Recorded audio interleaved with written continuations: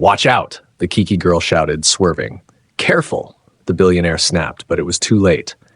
She looked back, eyes blazing. "Who do you think you are?" He froze for a moment, then whispered under his breath, "Impossible. That face." She laughed bitterly. "Think money scares me? Think again." You're mine?" he asked quietly, stunned. "I'm nobody's," she replied, crossing her arms, "except maybe your problem now."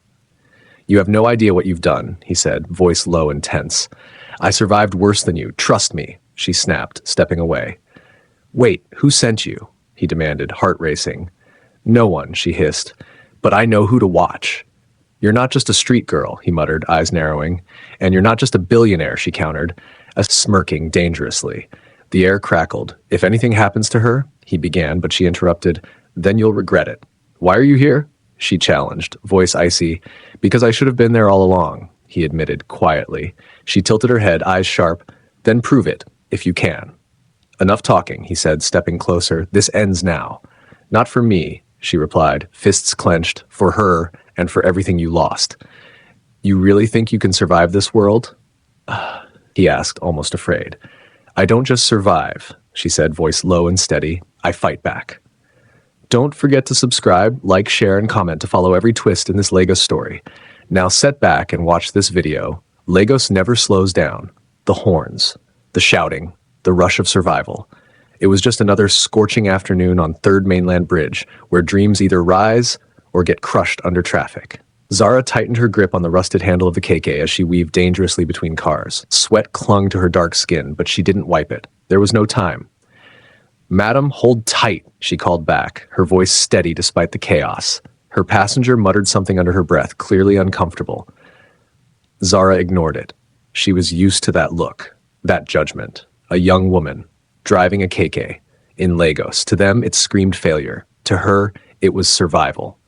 Across the road, inside a sleek black Rolls-Royce, Adrian Cole sat in silence. Untouchable, untamed, feared.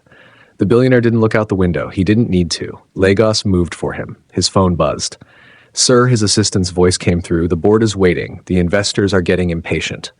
Adrian's jaw tightened. Let them wait.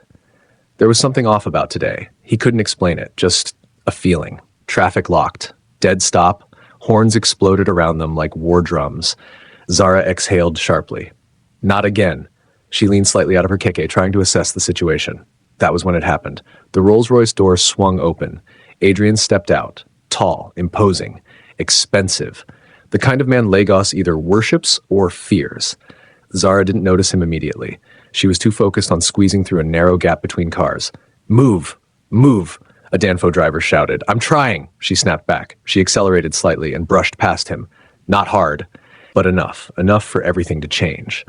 The world froze. Adrian staggered a step back, his expensive suit ching a streak of dust from the Keke. Silence fell. Just for a second. Then, "You're mad?" one of his security men shouted, rushing forward. Zara braked instantly. Her heart skipped. Sorry, I didn't see." The slap came fast. Not from Adrian, from his guard. Crack! Her head snapped to the side. The street went quiet. Something inside her snapped too. Adrian raised a hand. "That's enough." His voice was calm, cold, controlled. Zara slowly turned back, eyes burning, not with tears but rage. "Your man slapped me." Her voice shook, but not from fear, from anger. Pure, raw anger. Adrian studied her. Something about her face, familiar, but he pushed it aside. "You should watch where you're going," he said flatly. Zara laughed, a broken, bitter sound. "You people think the road belongs to you?" A small crowd began to gather. Phones out, watching, waiting. Adrian stepped closer, too close. "You damaged my suit," Zara scoffed. "And your man damaged my face." A pause. A tension. Electric. "Apologize," the guard demanded again. Zara's eyes hardened. "No." The word landed like a stone. Adrian's gaze darkened slightly. "No?" he repeated. She shook her head slowly. "I said I didn't see you. That's enough. I won't kneel because you have money." Murmurs spread through the crowd. This girl, she didn't know who she was talking to. Adrian stared at her longer this time. Really stared. Her eyes, her jawline, that stubborn defiance, a flicker. Something old. Something buried. But again, he ignored it. "Get her off the road," he said quietly. Zara stepped back instantly. "Don't touch my Keke." The guards moved anyway. Big mistake. Zara grabbed the nearest metal rod from inside her Keke. Her hands trembled, but she didn't drop it. "Try it." The crowd gasped. Adrian's brow lifted slightly. Interesting. Very interesting. You're bold, he said. I'm hungry, she replied sharply. There's a difference. That hit something. Deep. Uncomfortable. Adrian turned away slightly, adjusting his cuff. Let her go. The guards hesitated. Sir, I said let her go. Zara blinked, confused, suspicious. Just like that? Adrian glanced at her one last time. Next time, be careful who you touch, she smirked faintly. Same to you. He got back into his car, the door shut, and just like that, he was gone. But Zara didn't move, not immediately. Her chest rose and fell rapidly. Her cheek still stung, her pride burned. Are you okay? Someone asked. She nodded slowly, but her eyes remained fixed on the road where the Rolls-Royce disappeared. Rich people, she muttered. One day. She didn't finish the sentence. She didn't need to. That night, in a small, dimly lit room in Ajagunle, Zara sat beside her sick mother. The woman's breathing was shallow, fragile. Did you work today? Her mother asked weakly. Zara hesitated. Yes. A lie, or maybe not the full truth. Her mother smiled faintly. You remind me of your father. Zara stiffened. I don't have a father. The room went cold. Her mother's eyes filled with something heavy. Pain, regret, secrets. You do, she whispered. Zara stood abruptly. I said I don't. But as she lay down that night, one thought kept replaying in her mind. That man, his face, his voice, the way he looked at her, like he almost recognized her. Across the city, in a mansion filled with silence, Adrian stood by the window, staring into the Lagos night. He poured himself a drink, but didn't sip it, because for the first time in years, his mind wasn't on business. It wasn't on power. It wasn't on control. It was on a girl, a Keke girl, with fire in her eyes and a face that looked hauntingly like someone he buried in his past. He whispered to himself, impossible. But fate had already made its move, and neither of them had any idea what was coming. The night didn't bring peace. It never did in Ajagunle. Zara lay awake on her thin mattress, staring at the cracked ceiling. The fan above her creaked like it could fall at any moment, but that wasn't what kept her from sleeping. It was him. That man. His eyes. The way he looked at her, like she was something he had lost. Impossible, she whispered to herself, turning to the wall, but her chest tightened anyway. Across Lagos, in a mansion that screamed wealth and power, Adrian Cole didn't sleep either. He stood in his study, a glass of untouched whiskey in his hand. On the table beside him sat an old photograph. A woman. Beautiful, strong, smiling. And beside her, a little girl. Adrian's jaw tightened. No, he muttered, gripping the glass, she's gone. But the image of the Keke girl refused to leave his mind. Same eyes, same fire, same defiance. He slammed the glass down. Find out who she is, he said coldly. His assistant Daniel nodded immediately. Yes, sir. Morning came too fast. Zara was already out on the road before the sun fully rose. She had no choice. Her mother's medicine was running out, and the landlord had already warned her twice. Today must be good, she murmured, gripping the Keke handle. But Lagos had other plans. Zara, she turned sharply. It was Tunde, her childhood friend, mechanic, loyal, always worried about her. You didn't come by yesterday, he said, walking toward her. I heard something happened on the bridge, she scoffed. News spreads fast. Was it true? You fought with some rich man? Not fought, she corrected. I just refused to bow. Tunde shook his head. One day your mouth will put you in trouble. Zara smirked faintly. Better trouble than silence. But Tunde wasn't smiling. Zara, people like that, they don't forget. Meanwhile, Adrian's investigation had already begun. Her name is Zara, Daniel reported. No last name on record, lives in Ajagunle, drives a Keke, no father listed. Adrian froze. No father? Yes, sir? A pause. Something cold settled in his chest. Mother? Her name is Aisha Bello. The glass in Adrian's hand slipped slightly. Aisha. The name hit like thunder. No, he whispered. Daniel frowned. Sir? Adrian turned slowly. Get me everything, now. Back in Ajagunle, Zara returned home earlier than usual. Something felt wrong. The door was slightly open. Her heart dropped. Mama? No response. She rushed inside and froze. Her mother was on the floor, unconscious. Mama! Her scream tore through the air. Minutes later, a small clinic, crowded, understaffed, chaotic. Zara paced back and forth, her hands trembling. A doctor approached. You brought her just in time, he said, but she needs proper treatment. This clinic can't handle her condition. Zara's stomach dropped. How much? The doctor hesitated, then said it. The number. Zara laughed, but there was no humor in it. I don't even make that in months. The doctor's expression softened. Then you need help. Help. Zara clenched her fists. There was no help.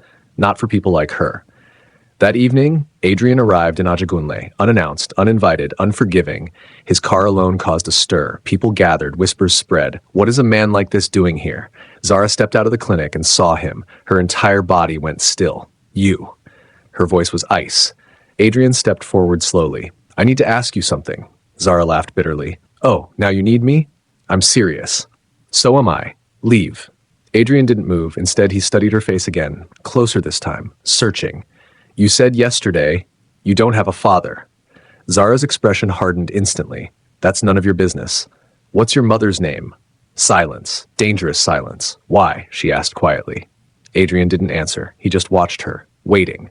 Zara stepped closer. You think because you have money, you can just come into my life and start asking questions? Her voice rose. Who do you think you are? Adrian's jaw clenched. I think I might be someone you need to know. That did it. Zara shoved him, hard. I don't need anyone. The crowd gasped. No one touched men like Adrian Cole. No one. Adrian didn't react immediately, but something inside him shifted. You're wrong, he said quietly. Zara scoffed. Prove it. A long pause. Then, I can pay for your mother's treatment. Everything went silent. Zara blinked. Once, twice. Her heart pounded. What? I'll cover everything, Adrian said calmly. The hospital, the medication, everything she needs. Her chest tightened. Hope. Dangerous hope. What do you want in return? She asked slowly. Adrian held her gaze. The truth. Zara's hands trembled. This was it. A trap. It had to be. People like him never helped for free. Never. Why do you care? She whispered. Adrian took a step closer. Because the answer scared even him. Because I think your mother is someone I used to love. The world tilted. Zara's breath caught. No. Adrian continued, his voice steady, but his eyes uncertain. And if I'm right. A pause. Heavy. Explosive. Then you might be my daughter. Silence. Pure. Shocking. Unforgiving silence. Zara stared at him, then laughed, loud, broke angry. You must be crazy. But her voice was shaking. Behind her, inside the clinic. Her mother's eyes slowly opened, and the first word she whispered was, Adrian. Outside. Zara's world was already beginning to collapse. Zara didn't remember walking back into the clinic. One moment she was outside, staring at Adrian like he had just set her world on fire, and the next she was standing beside her mother's bed, her heart pounding so loudly it drowned out everything else. Her mother was awake, weak, pale, but awake, and her eyes were fixed on the door. Adrian? Aisha whispered again, her voice barely audible. Zara froze. Slowly, painfully slowly, she turned her head. Adrian stepped into the room. Everything changed. The air shifted. The silence deepened. Even the nurse at the corner seemed to sense something heavy unfolding. Aisha's eyes filled instantly, with tears, with regret, with something Zara had never seen before. Fear. You shouldn't be here, Aisha said weakly. Adrian's expression hardened, but there was something beneath it, something unresolved, something old. I could say the same to you, he replied quietly. Zara looked between them, confusion turning into anger. Someone needs to explain what is going on, she said, her voice shaking. Now. No one spoke. That was the moment Zara lost it. I said now. The force in her voice startled even the doctor outside. Aisha closed her eyes briefly, like she had been waiting for this day but still wasn't ready for it. When she opened them again, she looked at Zara, not as a mother hiding something, but as a woman about to confess everything.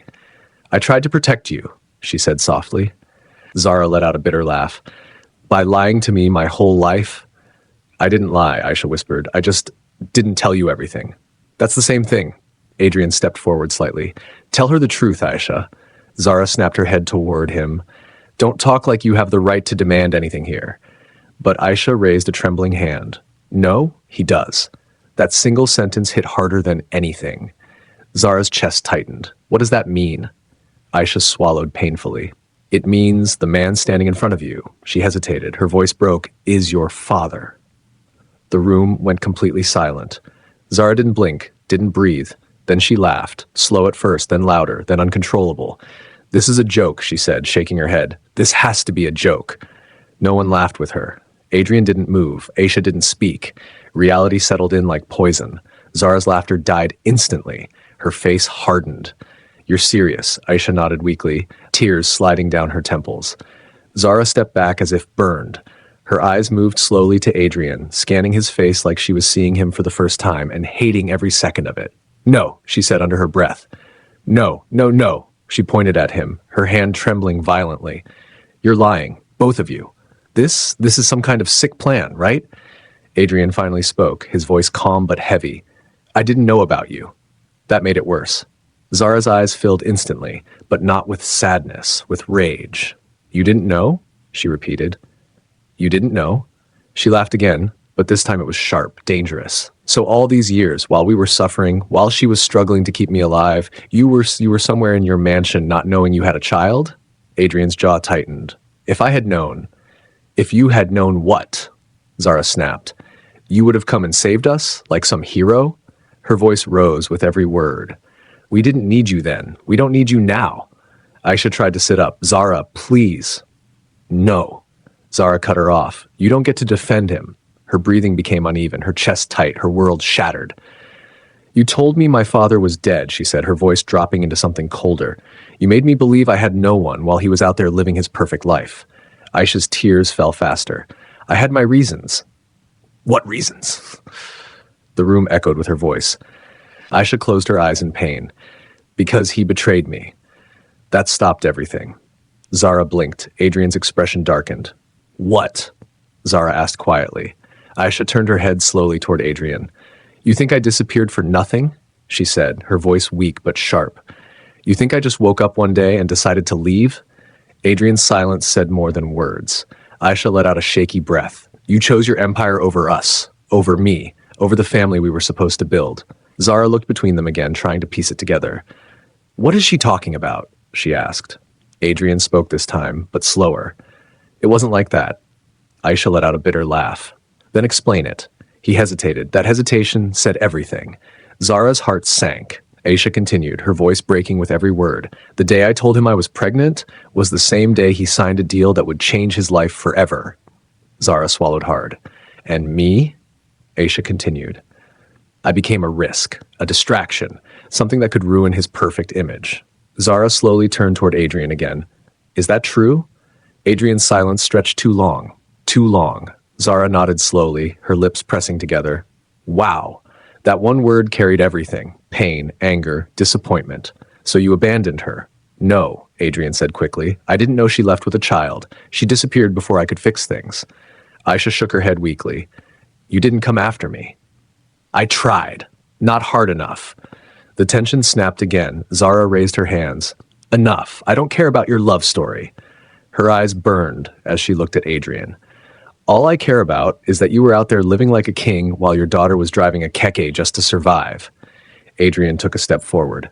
That's why I'm here now. Zara stepped back instantly. Don't. Her voice was sharp. Warning. You don't get to walk into my life and suddenly become my father. I'm not asking for that. Good, because you'll never get it. Silence fell again. Heavy. Uncomfortable. Final. Then Zara turned away. I'll take your money, she said flatly. Aisha looked shocked. Zara? Zara didn't look at her. Not for me. For her. She pointed at her mother, but don't mistake it for forgiveness. She finally looked back at Adrian, her eyes cold and unrecognizable. This is just a transaction. Adrian held her gaze, and for the first time in years, the billionaire had no power in the room. Outside the clinic, as Adrian walked back to his car, Daniel approached carefully. Sir, there's something else you need to know. Adrian didn't look at him. What? Daniel hesitated. Your fiancée, Vanessa. Adrian's expression hardened slightly. What about her? She knows. Adrian stopped walking. Slowly, he turned. What do you mean she knows? Daniel swallowed. She's been asking questions about a girl in Ajagunle, and she hired someone to follow Zara.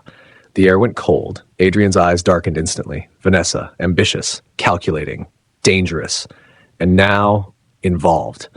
Back inside the clinic, Zara sat beside her mother in silence. Her mind replayed everything, every word, every truth, every lie. Her whole life rewritten in a single day. She clenched her fists slowly. They think this changes anything, she whispered. But deep down, something had already changed, and she could feel it across the city. In a luxurious penthouse, Vanessa stood by the window, a glass of wine in her hand. Her phone buzzed. A message came in. It's confirmed. The girl is his daughter. Vanessa smiled. But there was no warmth in it. Only calculation. Only danger. Well, she murmured softly, this just got interesting. Her grip tightened on the glass. Let's see how far she can go before I break her. Zara didn't trust peace. Not anymore. Not after everything she had learned in a single day. The clinic felt too quiet that night, like something was waiting in the shadows. Her mother was asleep, her breathing slightly more stable thanks to the medication Adrian had paid for. But Zara couldn't relax. She sat by the window, staring out into the dim streetlights of Ajagunle, her mind racing. A father, a billionaire, a past filled with betrayal. And now, a future she didn't understand. She clenched her jaw. This changes nothing, she whispered to herself, but deep down she knew that was a lie. By morning, everything had already begun to shift. A black SUV pulled up outside the clinic, clean, polished, out of place. Zara saw it through the window and immediately felt irritation rise in her chest. Of course, she muttered. He won't just stay away. A man stepped out, well-dressed, composed. Daniel. He walked in calmly, scanning the room before his eyes landed on Zara. Good morning, he said politely. Zara crossed her arms. If you're here to check if we're still poor, you can go back and report yes. Daniel didn't react. Mr. Cole sent me. I figured. He wants you and your mother moved to a private hospital. Zara shook her head instantly. No. Daniel blinked. No? I'm not leaving here. It's for her health. I said no. Daniel studied her carefully. You're making this harder than it needs to be. Zara stepped closer, her voice low but firm. And you people are making it look like I owe you something. I don't. A brief silence passed, then Daniel sighed softly. He expected this. Zara frowned. Expected what? Without another word, Daniel handed her a file. Reluctantly, she took it, opened it, and froze. Medical reports. Detailed, urgent, critical. Her mother's condition was worse than she thought. Much worse. She needs surgery, Daniel said quietly, and this clinic cannot handle it. Zara's fingers tightened around the file. How long? She asked. Daniel didn't sugarcoat it. Not long. The room spun slightly. Zara swallowed hard, forcing herself to stay standing. This is manipulation, she whispered. Daniel shook his head. No, this is reality. 2 hours later, Zara made the decision she hated the most. She agreed. The private hospital was everything the clinic wasn't. Clean, silent, expensive. Zara felt out of place the moment she stepped in. People stared, not openly, but enough. Her clothes, her presence, her existence. It didn't belong there. But she ignored them. For her mother, she would ignore anything. Adrian was already waiting. Of course he was. Zara saw him the moment she entered the hallway. Standing tall, calm, untouchable. She walked straight past him. No greeting, no acknowledgement, nothing. Zara, she stopped, closed her eyes briefly, then turned slowly. What? She said coldly. Adrian stepped closer. You made the right choice. She let out a dry laugh. Don't flatter yourself. I didn't do this for you. I know. A pause. Tension lingered between them.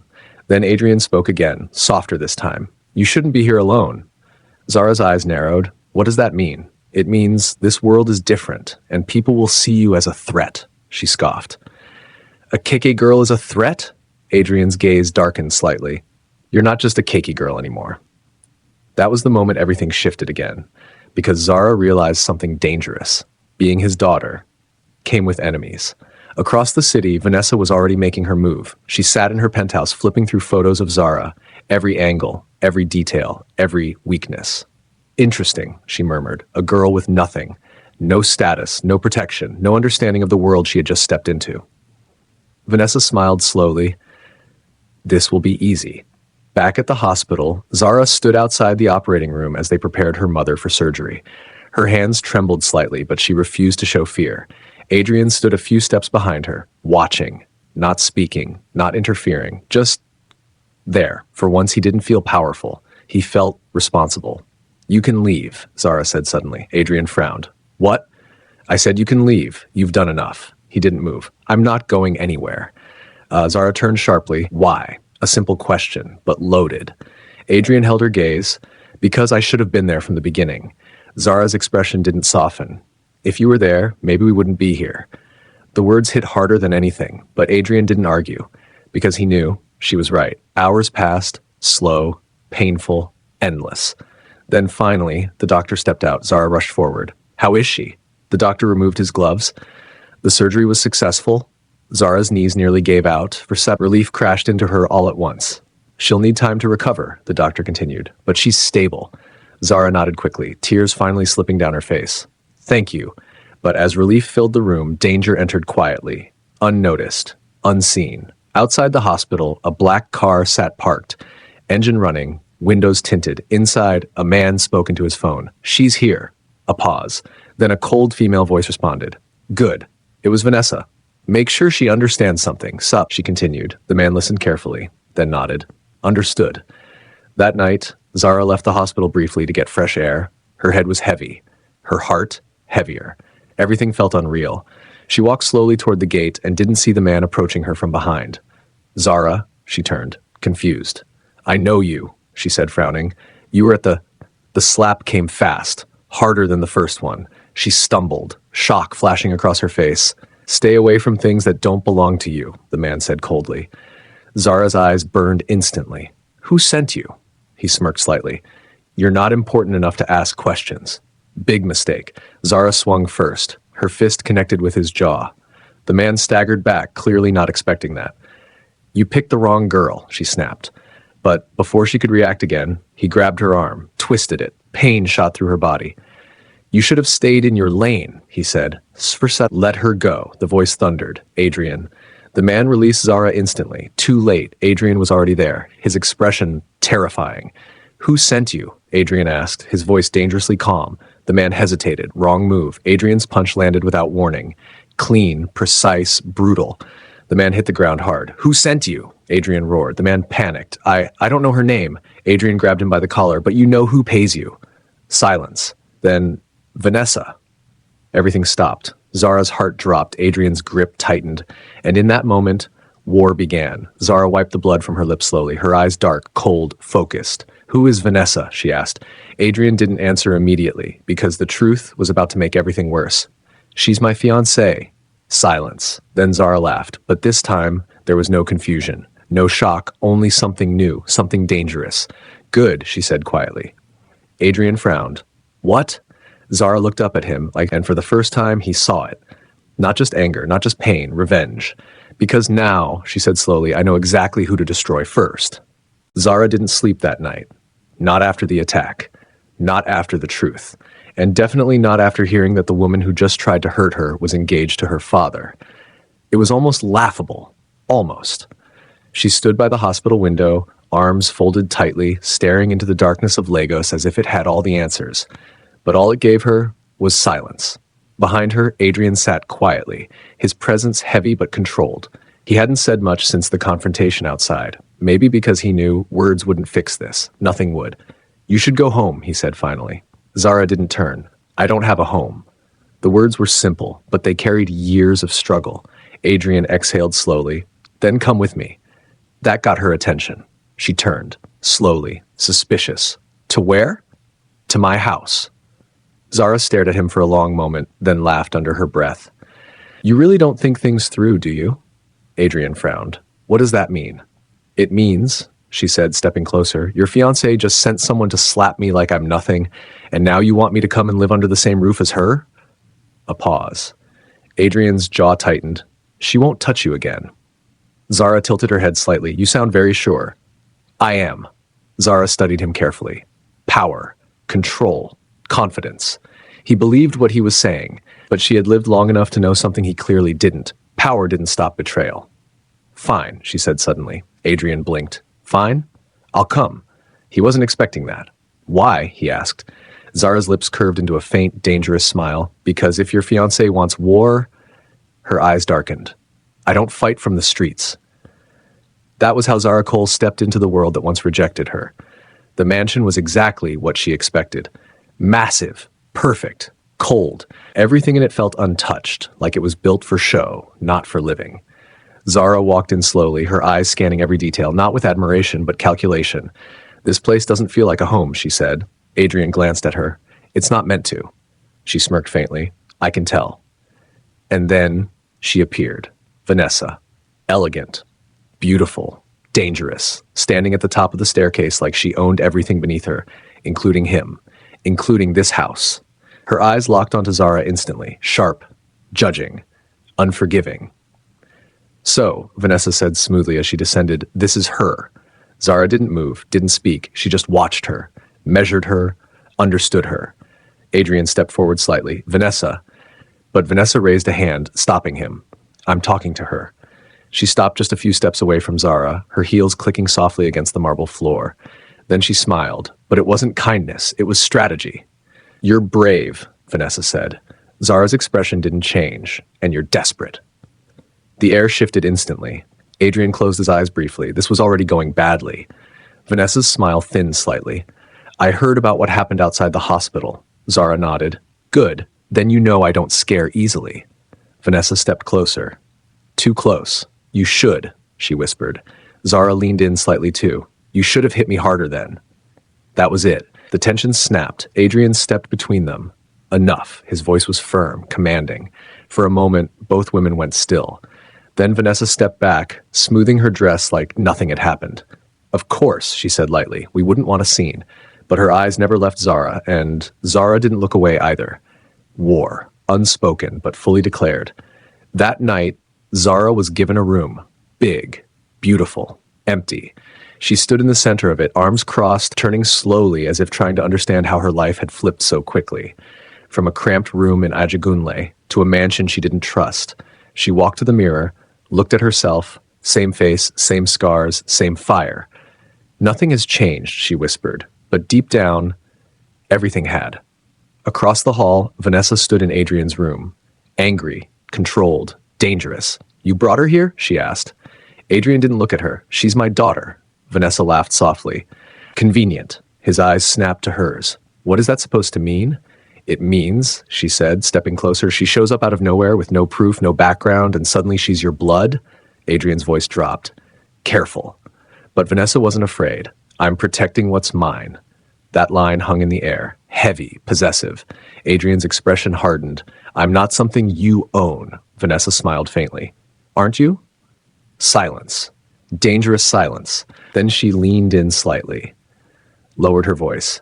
If you think I'm going to let some street girl walk in here and take everything, her smile faded, then you don't know me at all. Meanwhile, back at the hospital, something went wrong. Aisha's monitor beeped irregularly.